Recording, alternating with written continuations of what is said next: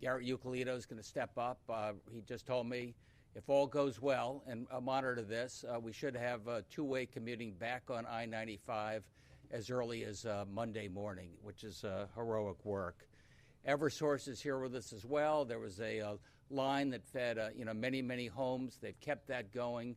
Nobody was without electricity. And of course, Harry Rilling, the mayor of Norwalk, they're front and center, tell you about the amazing work that our team did across the board responding to this disaster. It is an emergency declaration. I filed that with the feds just in the last hour, hoping to get federal reimbursement for the replacement of the bridge. We ought to get some notification on that in the not too distant future. But first and foremost, what we got to do is get that bridge out of there, get two-way traffic going. The congestion in and around that section of Norwalk is still heavy. We continue to send notices out to everybody to stay away from that. 84, 87, and the Merritt are heavy. There'll be extra rail service as needed if you want to go into New York or get up to Hartford, depending on where you're going from. My recommendation is if you can't stay home, take the train, stay away from the cars. With that, I'd like to introduce to you Harry Rilling, the great mayor of Norwalk. Thank you, Governor. And the governor was right. This could have been so much worse. We're very grateful that nobody was seriously injured. We're also very grateful for the response from the state of Connecticut, from our team. Our police officers were out there, our firefighters were out there and took control of the situation rather quickly. And the response from the state has been really great. So we're optimistic that we're going to get moving forward. Things will get back to normal in Norwalk as quickly as we possibly can. We've scheduled some different staggering work times for people so that they can come in later, maybe go home earlier so we can reduce some of the traffic, but we're also asking a lot of our staff to work from home. So we feel that will keep some of the traffic off the road. We have extra officers on around the clock for the next couple of days. Firefighters will be there, extra firefighters for the next couple of days. So again, we think we've got everything under control, and we're optimistic we're going to move forward with this and get through it. So thank you. Garrett? Yep, good afternoon. So I do want to thank first the City of Norwalk, the Norwalk Fire Department, which is stationed right there, as well as Norwalk PD, and the first responders who really made sure that this was something that could have been much worse. Went pretty seamlessly. Allowed our DOT crews to do their work. The utility crews also, who have been doing work since the morning to ensure it's safe for everyone. This bridge is less than 10 years old, but the damage was pretty severe due to the amount of gasoline that was in the tanker, ignited directly underneath the bridge structure. The steel did begin to overheat and warp. And it is a contiguous beam bridge, which means the beams go across both spans of the highway. Unfortunately, it's not able to be safely reopened in either direction underneath that bridge. So we will be mobilizing a contractor to begin work tomorrow. They are in the process of bringing equipment into Connecticut to do the work. This is large equipment that we don't currently stage in Connecticut due to the size of doing this type of demolition. And we're hopeful that once we can start that work tomorrow morning, we'll be able to have the bridge completely removed. We'll work through the weekend and then hopefully have everything, as long as the weather holds out, have everything reopened for the commute on Monday morning. And I think that's it. So, Colonel? Thank you. I'd also like to thank our partners, Norwalk Police Department, Norwalk Fire, DOT, Deputy Commissioner Bergeron, and Bill Turner for their support through this, and all the others who I haven't mentioned. I'll give you a brief synopsis of what happened today. At about 5:30 this morning, Troop G was made aware of a 3-vehicle accident that occurred involving a passenger vehicle and 2 tractor trailers, one of them being a tanker truck carrying fuel oil.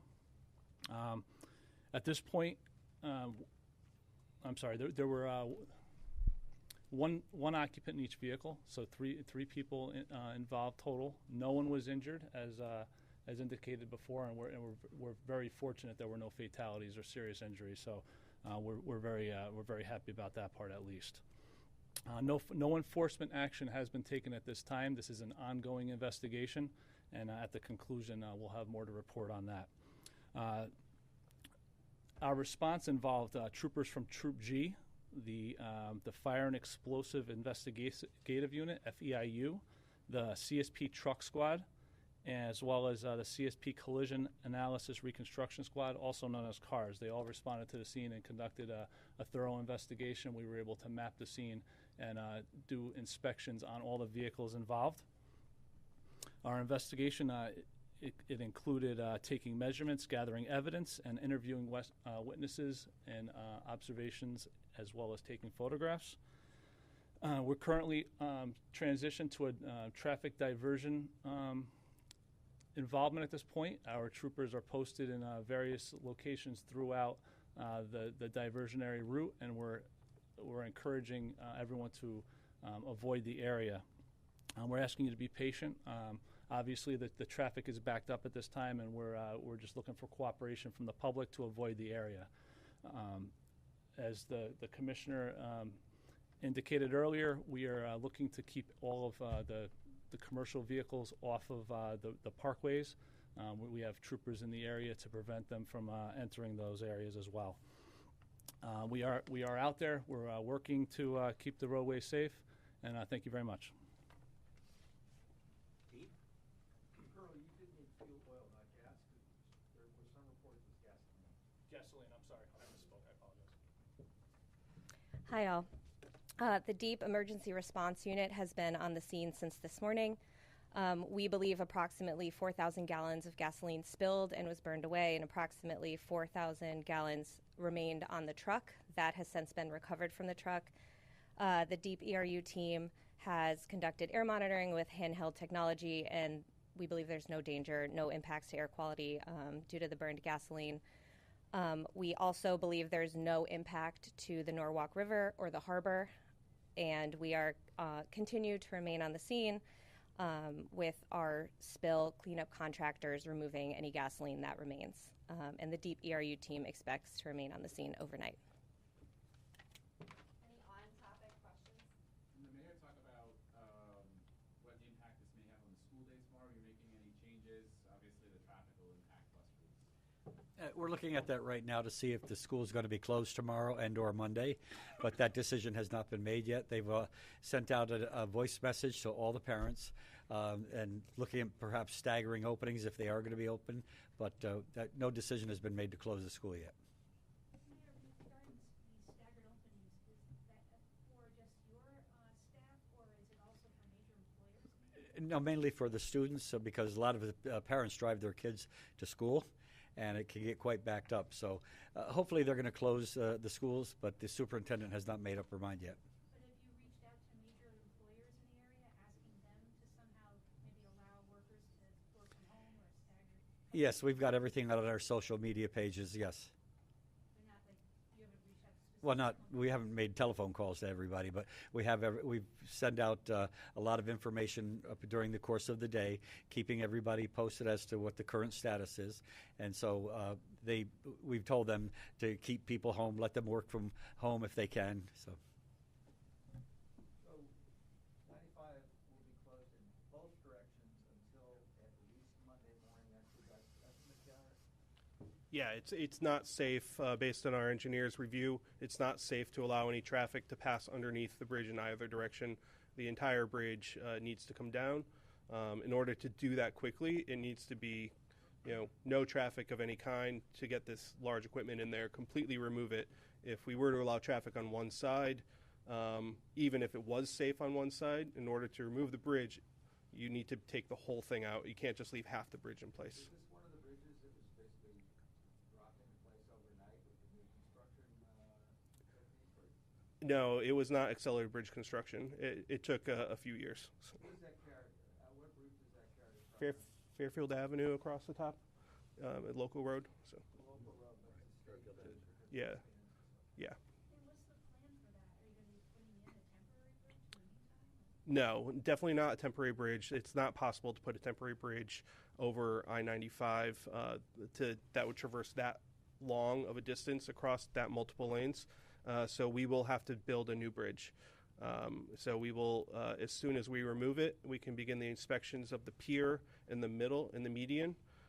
If that pier is safe and solid and there was no damage to the pier, that will make life a little bit easier to do a complete rebuild, where we can just procure new steel, which there is quite a long lag time for steel right now, several months. But the goal is, if the pier is safe, if the abutments on either side of the bridge structure are safe, it'll make life easier for us to be able to build a new bridge in place over the course of a year. So, yeah. And I'm sorry, what is a pier? It's the concrete in the middle that holds up the bridge. My technical term. The additional Metro North services, will this be all entire weekend? Is this just during peak hours? When will we see more trains? So right now, no trains will be definitely added to the schedule. Metro North has crews on call, and we've mobilized additional equipment. So Metro North is going to monitor in real time. The good thing is tomorrow, Friday, is the lightest day of the work week for Metro North travel. So we don't expect any problems on a Friday to absorb increased capacity. Weekends have been busy. So we're going to monitor in real time what the passenger load is of those train sets. If Metro North needs to add additional train sets due to capacity issues, they'll have the ability to quickly mobilize and add those train sets on or add additional cars on. And on a normal day, what is the traffic volume in that part of Norwalk? Average daily traffic volume through there is about 160,000, both directions combined. So. Would you describe those diversion plans for commuters and truck operators? Where are they going to be diverted to, and how could that impact potentially local traffic? Yeah, so I-95 northbound, it's closed at exit 14, so you'll be diverted off exit 14, and you'll re-enter at exit 15 northbound. When you're going southbound, you'll be diverted off of exit 15 onto West Street, and then you'll get back on at exit 14 southbound. If you're in a passenger vehicle, you could get onto Route 7, and if you were going to travel up, you could go all the way up to the Merritt Parkway, which would be exit 3. All commercial traffic would have to avoid exit 3, and they could get off either the West Street exit, exit 1, which is a Belden Avenue, exit 2, or the Grist Mill. Have you had any issues with commercial traffic trying to get on the parkway? Not as much as you would think. People have been complying with that, and we do appreciate the buy-in from the public on that. What efforts are being done to get the word out about the truck diversion route, particularly since it's going to require people to take several routes starting in New York? I'm assuming there's cooperation with New York to have signage and alert Right. trucks. So you want to take that, Bill? Yeah. Press that. Good afternoon. I'm Bill Turner, the State Emergency Management Director. So one of the tools we're utilizing is what we call wireless emergency alerts. So since this morning, we've had that in place, and that will remain in effect. And we have a message telling all traffic starting at the New York border down near Port Chester all the way up to Bridgeport and north along Route 7. Anyone that drives into that area in that geographical footprint will receive a wireless alert on their cell phone advising them to avoid the area. We're going to keep that active throughout the night into tomorrow, continue to evaluate how long we need to keep that in place. But we already see that that's working, as we're seeing the traffic coming out of New York has already lessened. So it seems that the message is working as designed and getting people to take the diversion route, which we do have highlighted next to me here, and we'll continue to share those maps, really encouraging anyone coming out of Boston how to get around this incident as well as coming out of New York. And then if anyone does find themselves in the immediate area of the incident, how to quickly navigate that diversion plan that the Colonel just spoke of. So, and Commissioner? And one thing that I think works well is all of our state DOTs communicate in operations like this. So we've been in communication all the way down to Delaware, all the way up through Massachusetts, and they've been putting message boards in their states telling truckers before they even come to Connecticut to avoid I-95 so that they can go around, get on 684, 84, or 87 to 84. So we don't want them to hit Connecticut and then get stuck in the traffic on I-95. So that communication's been pushed out to all the state DOTs on their overhead VMS boards, also through a system that we're able to push messages into the commercial vehicle cab cars, cab signals, so they get alerts in their cabs through TomTom driveways and other commercial equipment they have. Can you talk about the economic impact you expect a multi-day closure to have? Is that May? Thank God it's Friday, not our busiest day. And I worry about supply chain issues and delays that you may have back and forth. I think it will definitely impact the local merchants in a variety of different ways. I think broadly for the state it'll be a lot less of an economic impact. Bob Duff, if we have a vote on the budget on Saturday, I recommend the guys from Norwalk leave a little early. How big of a diversion would that be if it was, miles-wise, time-wise? I don't know, but it's going to be a longer route for them. There's a reason they take 95 in the first place. The time is money for them in the commercial trucking space, so they're going to go the fastest route. So if they were taking 95 to begin with, was going to be the fastest route for them.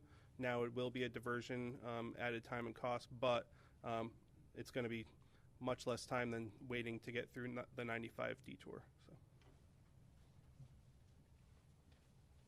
The governor had mentioned electric and utility lines running through there. We had also heard there was gas. Is there both running under there? Were there other utilities that were impacted, or is it just gas is actually going to come in. Eversource? Sorry, I didn't hear the question.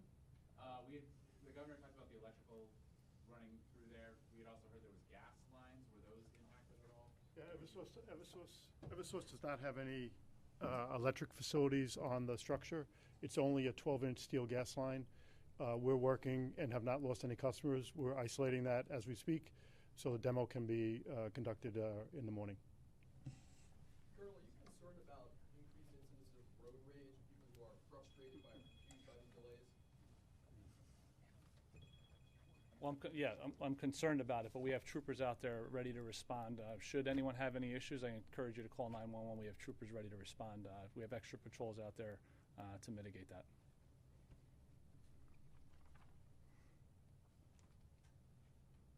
Hearing no further questions, thanks. Thank you, guys. Really good work. Thank you. Great response.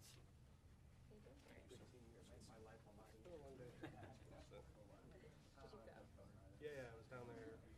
I was able to get there by 8. It took me a while to get down there. I can imagine.